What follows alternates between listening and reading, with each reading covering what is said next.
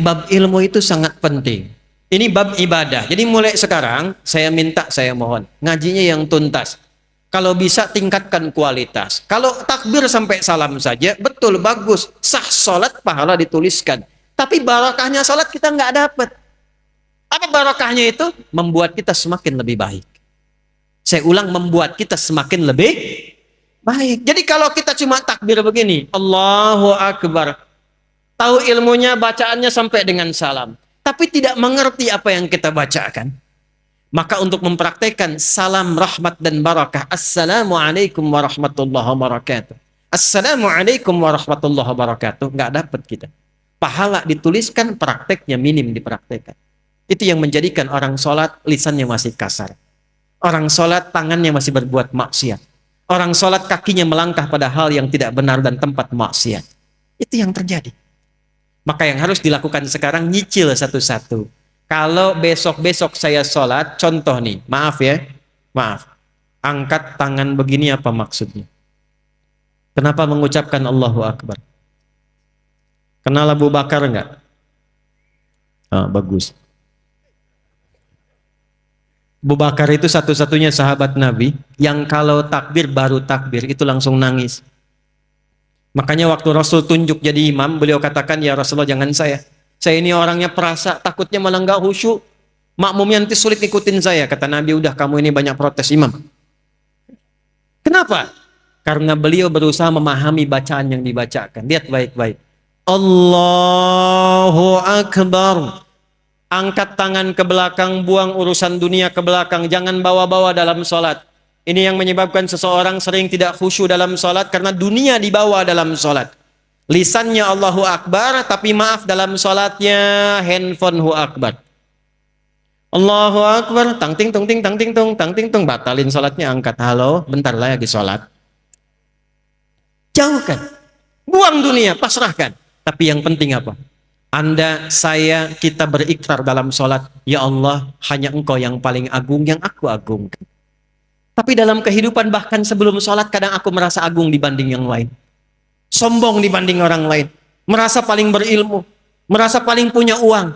Merasa paling punya kedudukan. Padahal dalam sholat pun bisa Engkau wafatkan saat ini, ya Allah, aku taubat, ya Allah, aku taubat. Makanya setelah takbir langsung dia mengatakan, Allahumma ba'id baini wa baina khatayaya kama ba'adta bainal masyriqi wal. Nah, ya kecil di ujung khataya, ya kecilnya itu ngaku salah. Kalau dalam bahasa kitanya gini, ya Allah, aku ini mengagungkan Engkau, mengatakan Engkau yang paling tinggi, tapi aku ngaku salah, ya Allah, aku banyak salahnya. Ngaku tinggi pada orang, sombong pada orang, angkuh dengan tetangga, yang merasa hebat dibanding pasangan. Aku taubat, ya Allah. Jauhkan antara aku dan kesalahan yang aku bawa dalam sholat jauh timur dan barat. Aku takut kalau dalam sholat diwafatkan masih membawa kesalahan. Lalu kita pasrah.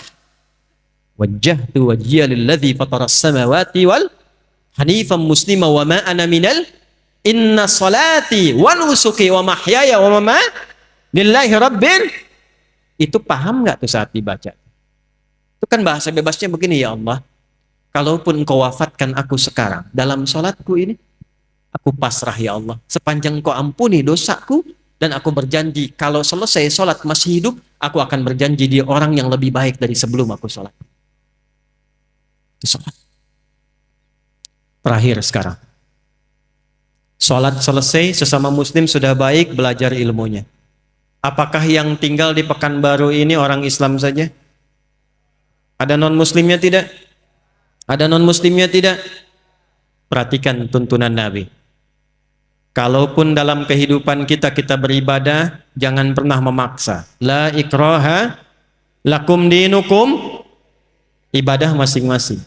Tapi ketika diatur hubungan muamalah, interaksi sosial dalam kehidupan, di pekerjaan, bertetangga, berkebun, Anda menemukan di dalamnya bukan hanya orang Islam tapi non-muslim, maka hukumnya berlaku universal bersama-sama. Diatur dari yang paling kecil sampai yang paling besar. Yang paling kecil, Anda tinggal di komplek, ada orang Islam, tetangganya non-muslim, Nabi samakan semua hukumnya. Hukum makanan, hukum senyuman. Senyum kepada yang muslim, senyum pada non-muslim. Anda ketemu tetangga yang muslim senyum, yang non-muslim nggak senyum. Kok nggak senyum, Pak? Maaf ya, ibu kafir sih. Oh, Masya Allah. Itu dicatat oleh malaikat dosa tuh. Senyum Anda pada orang Islam harus sama dengan senyum Anda pada non-muslim. Jika ke orang Islam senyumnya 100%, pada non-muslim senyumnya 100%. Izin komandan. Hati-hati nih. Di TNI, di Polri, Jati, di pengadilan, mohon izin, di kantor-kantor, nggak semuanya orang Islam. Mesti adil. Kalau memang yang layak promosi jabatan non-muslim, promosikan. Kalau yang layak yang muslim, promosikan. Tapi tanamkan nilai-nilai kebaikan, nilai-nilai keadilan, sehingga ketika ditanya, dan terima kasih, bukan terima kasih. Islam yang mengajarkan saya untuk bersikap adil dalam tugas saya. Ketika itu dilakukan, maka dia kenal Islam. Kalau kemudian kenal dan memahami lantas mengucapkan asyhadu an la ilaha illallah wa asyhadu anna muhammadar rasulullah, itulah pahala yang melekat pada amanah kedudukan. Pada Anda yang tidak punya kedudukan tapi bertetangga, Allahu Akbar. Ingat hadis ini, siapa yang masak makanan baunya sampai ke tetangga, maka bagilah tetangga itu walaupun hanya hafal yang ini nih kuahnya. Jadi ini biasa masak sop ayam, ayamnya dia makan, kuahnya dikasih tetangga. Tetangganya tanya, kenapa kamu dikasih kuah? Hadis Nabi, Pak. Ini korban terjemahan nih. Maksud Nabi, nanti besok-besok itu orang banyak kreatif bikin bumbu-bumbu. Memang yang dimasak itu cuma, maaf sekali, singkong. Tapi bumbunya bumbu rendang. Diambil dari Bukit Tinggi, bikin rendang singkong. Bumbunya rendang, yang dimasaknya apa? Bagi tetangga supaya nggak salah persepsi. Dikiranya memang betul rendang, ternyata rendang bagi. Tapi hadisnya belum selesai. Saya pengen tanya, apakah Nabi pernah mengatakan kalau tetangga Anda muslim saja? Nggak ada redaksinya begitu. Makanya ratakan. Bikin rendangnya, kirimkan ke setiap tetangga yang bisa dibagi. Jangan dilewat yang non-muslim. Yang Islam bagi, Pak Haji bagi, Bu Haji bagi, Bu Ustadz bagi, tetangga biasa bagi. Tiba-tiba pastor keluar. Pak, kayaknya enak rendangnya. Emang sih, Bapak sih salah, tokoh kafir. Enggak bohong deh. Dosa tuh. Itu alih-alih dapat pahala, langsung tulis dosa. Coret. Datangi, ketuk rumahnya. Selamat pagi, pagi. Ada apa Pak Haji? Ini ada rezeki. Nih, ada satu panci rendang. Oh, Pak Haji baik sekali. Bukan baik. Nabi Muhammad yang mengajarkan saya untuk berbagi. Kenalkan nama Nabi Muhammad. Besok-besok saat dia mengembalikan panci, udah bisa salam. Assalamualaikum Pak Haji. Tuh. Padahal Anda aja haji belum, gitu kan? Ajarkan aja enggak. Udah Assalamualaikum dan didoakan. Assalamualaikum Pak Haji. Mau ngembaliin panci. Tuh. Terima kasih Pak, enak sekali. Cuma mau nanya aja, kira-kira hari ini Nabi Muhammad ngajarin berbagi lagi enggak? Itu perkara makanan. Ini saya lihat banyak tumbuhan nih. Hati-hati nih. Ada yang rambutan, ada yang durian, yang macam-macam. Cuman di Islam tuh berlaku hukum ini. Jika tanaman Anda merambat ke tetangga, buahnya masuk, maka hakun mushtarak. Buahnya hak bersama dengan tetangga. Jangan tunggu dia minta. Jangan tunggu. Anda punya rambutan, buahnya ke tetangga. Ketuk pintunya, sampaikan. Bu, ya Pak, ada apa? Itu ada buah. Ya, saya tahu pohon rambutan punya Bapak kan. Betul, pohonnya punya saya. Tapi buahnya ke tempat ibu. Jangan tunggu sampai menguning, sampai memerah. Ibu pengen saat hijau pun ambil aja. Nggak usah minta izin sama saya. Aturan dari mana Pak? Nabi Muhammad mengajarkan saya jangan sampai tetangga menikmati dengan pandangan dan menyapu sampahnya saja, dia mendapatkan bagian yang sama untuk mengambil buahnya. Islam. Di mana ada aturan begitu? Cuman itu aturan buat buah aja. Kadang repotnya dia nggak tahu ketika ayam Anda main ke pekarangan dia tuh.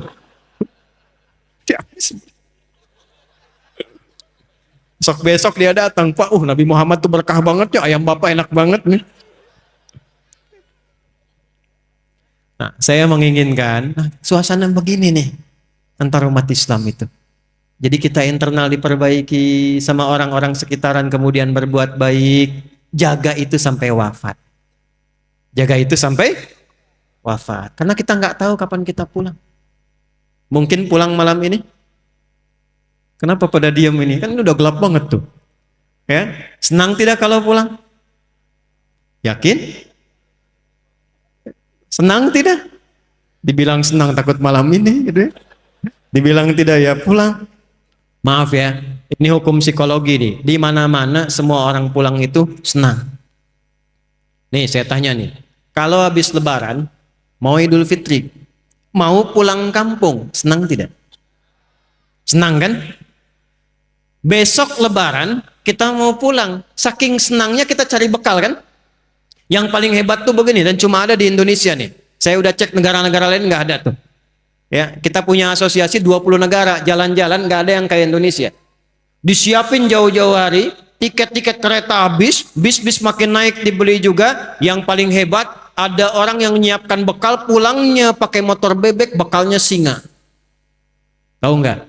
Motor bebek tapi bekalnya singa, dus tambah. Begitu lewat dus pelepah pisang, tambah lagi satu lagi. Kumpulkan banyak. Kenapa? Ketika saya tanya, karena Ustadz saya senang mau pulang. Dan saking senangnya dia tuliskan di belakang pakai kardus, dia tulis dekat knalpotnya itu, sayang aku pulang. Lalu dia telepon ke kampungnya, aku pulang hari ini. Yang di kampung Allahu Akbar, cek rumah karena ada yang mau pulang. Disediakan makanan, yang nggak ada diada-adakan. Yang paling klasik, maaf, yang luarnya itu kaleng biskuit, isinya rengginang. Saya nggak sebut nama karena endorse. Kaleng biskuit isinya rengginang. Tasik banyak ya Bu ya. Paling banyak. Kenapa? Karena senang ada yang pulang. Jadi setiap pulang itu biasanya senang. Kalau siap bekalnya. Itu poinnya. Saya tanya waktu satu kali, kenapa Anda nggak pulang mudik? Gak ada bekal Ustaz. Sifat pulang senang kalau ada bekal. Kalau sedikit bekal, tak ada bekal, tak siap pulang. Jadi setiap disebutkan pulang, semua senang. Ini saya konfirmasi lagi nih. Kalau malam ini kita pulang, senang nggak? Udah punya bekal? Maka materi yang kita pelajari malam hari ini, bawa dan terapkan, tobat dulu malam ini. Dengan tobat gugur semua dosa insya Allah. Kecuali utang ya, awas tuh. Utang tetap bayar tuh. Tobat, utang tidak lunas dengan tobat.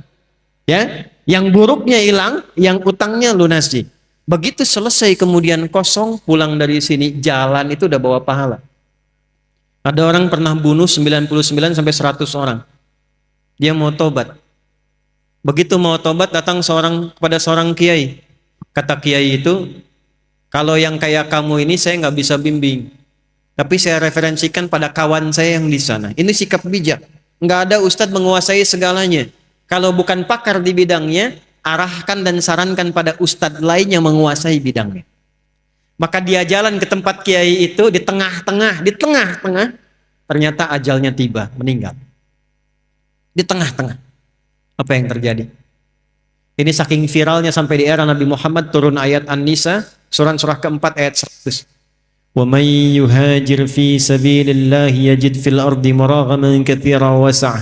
Wa may yakhruj min baitihi muhajiran ila Allah wa rasulih thumma yudrikul maut faqad waqa'a ajruhu 'ala Allah. Siapa yang bertekad merubah dirinya lebih baik, kalau dia masih ada ajal hidupnya, maka oleh Allah akan dilimpahkan ketenangan. Jadi kalau mau berubah jadi baik, bukan dunia dulu yang dikasih, bukan materi, bukan pangkat dulu, diberikan ketenangan di hatinya oleh Allah supaya menerima kebaikan. Setelah itu baru dilimpahkan, kedudukan tambahkan, harta tambahkan, ilmu tambahkan. Tapi kalau dia ingin berubah tiba-tiba wafat di pertengahan, maka jalan kakinya itu menggugurkan dosa-dosanya. Tobatnya diterima, tapak kakinya dihitung sebagai amalan baru. Maka orang tadi yang pernah membunuh 100 orang, maaf, dia meninggal di pertengahan jalan ke majlis ilmu untuk mengaji, di tengah-tengah belum sampai belajar, meninggal di tengah. Allah perintahkan, catat amalannya untuk menggugurkan